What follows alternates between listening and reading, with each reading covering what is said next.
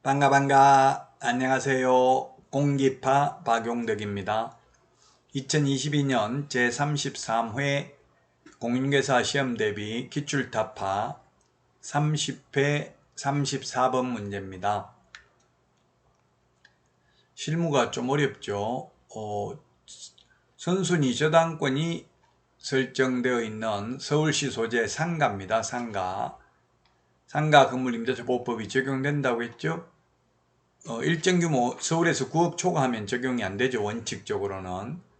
2018년 10월 1일부터 1년간 보증금 5천만 원, 월차임 100만 원으로 임대차 계약을 체결했네요. 옳은 것입니다.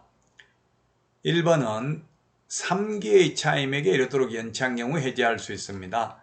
3기이기 때문에 200만 원이 아니라 300만 원 연체돼야 되죠. X죠.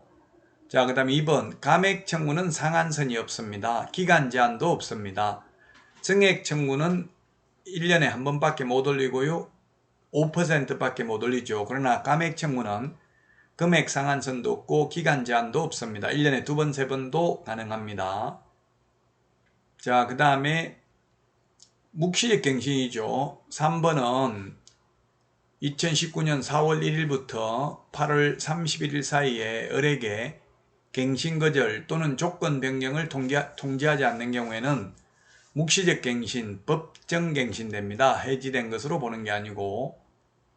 자, 그 다음에 상가 건물에 대해서 경매개시 결정 넘기 전에 사업자 등록 신청한 때에는 5천만 원 선순위 저당권보다 우선 면제. 이 말은 우선 면제라고 되어 있지만 이거는 사실상 최우선 면제를 말하는 거죠. 다른 담보물권자보다 우선 면제, 소액임차인 우선 면제, 최우선 면제 같은 말입니다. 그래서 최우선 면제 받을 수 있다 했는데 최우선 면제는 못 받습니다. 왜? 보증금 5천만 원에 월차임이 100만 원이면 100만 원 곱하기 100을 하면 1억 5천만 원이죠. 환산보증금이 1억 5천이니까 최우선 면제는 못 받습니다. 서울인 경우 환산보증금이 6,500만 원 이하인 경우 2,200만 원까지 최우선 면제 받는데 환산보증금이 1억 5천이기 때문에 최우선 면제 한 푼도 못 받고요. 자, 그 다음에 5번 을이 임대차 등기 및 사업자 등록을 마치지 못한 상태에서 상가 건물을 매도한 경우에는 병한테 매도했으면 병의 상가 건물 인도 청구에 대하여 을은 대항할 수 없다. 왜? 대항력을 갖춰야 대항할 수 있는데 사업자 등록을 못했으니까요. 대항력이 인도받고 사업자 등록을 마치면 다음날 대항력이 생기죠. 그래서 5번이 정답이 되겠습니다.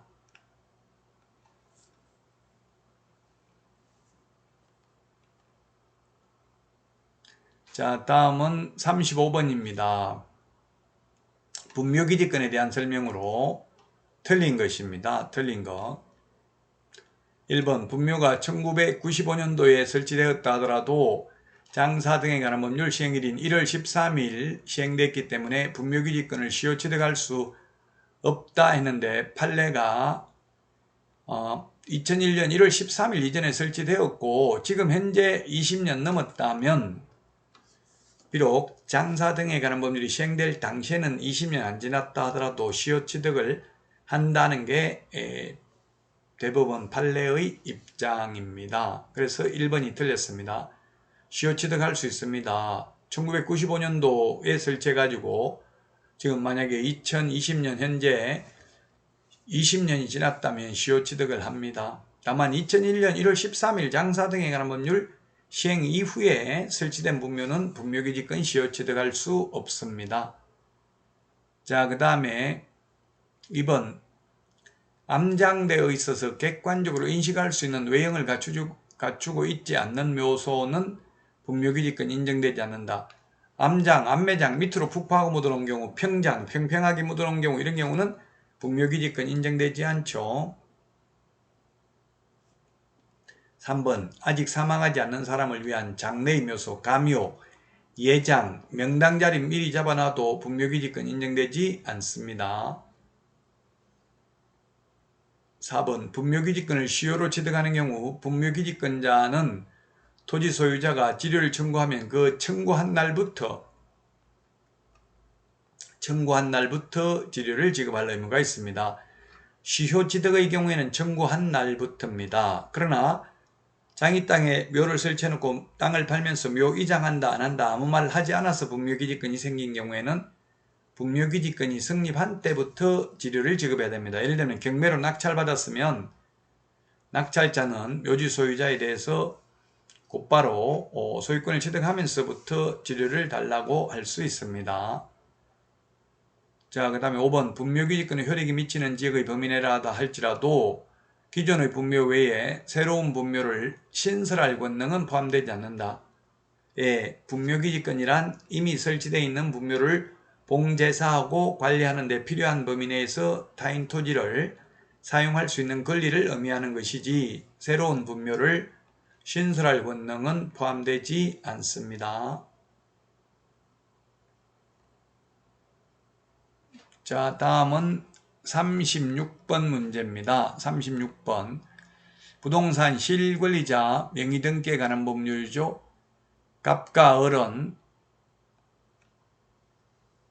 갑은 을 소유의 X 부동산 매매 계약을 체결하고 친구 병과 명신탁의 약정에 따라서 을 명의로부터 바로 병 명의로 소유권 이전 등기를 청구하였다. 이와 관련하여 갑과 병에게 설명한 내용으로 옳은 것은 부동산 실권리자 명의등기에 관한 법률입니다. 부동산 실권리자 명의등기에 관한 법률. 이게 소위 등기명신탁이죠. 등기명신탁, 3자간 명신탁이 되겠습니다. 기업, 갑과 병 간의 약정이 조세포탈, 강제집행의 면탈 또는 법령상 제한의 회피를 목적으로 하지 아니한 경우에는 명신탁 약정 및 그 등기는 유효하다 했는데 X입니다. 배우자, 종중, 종교단체의 경우에만 유효합니다. 친구니까 무효입니다.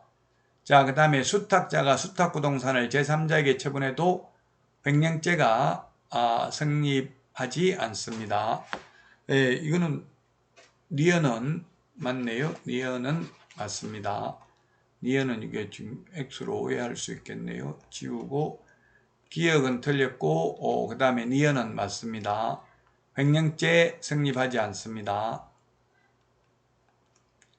이제 부동산 실명법에서 수탁자가 처분해도 2자간, 즉 양자간 명신탁, 3자간 명신탁, 계약 명신탁 모두 수탁자가 수탁부동산을 임의로 처분해도 횡령죄 성립하지 않습니다. 근데 갑과 을 사이 매매계약은 유효합니다. 갑은 을을 상대로 소유권 이전 등기를 청구할 수는 있습니다. 이건 맞습니다. 리얼에 병이 소유권을 취득하고 했는데 소유권 취득할 수 없죠. 명신탁 약정 무효고 그로 인한 물권 변동 효력 무효입니다. 소유권 취득할 수 없고요. 갑은 병에게 부당이득 반환을 청구할 수 있다 했는데 만약에 병이 제3자에게 처분했다면 그 처분 상당액을 부당이득 했기 때문에 부당이득 반환 청구할 수 있지만 지금 제3자에게 처분했다는 말이 없기 때문에 부당이득 반환 청구도 할 수 없습니다. 부당이득 한 게 없으니까요. 자, 그래서 답은 3번입니다. 왜냐하면 소유권도 취득 못하니까요. 3번이 정답이 되겠습니다.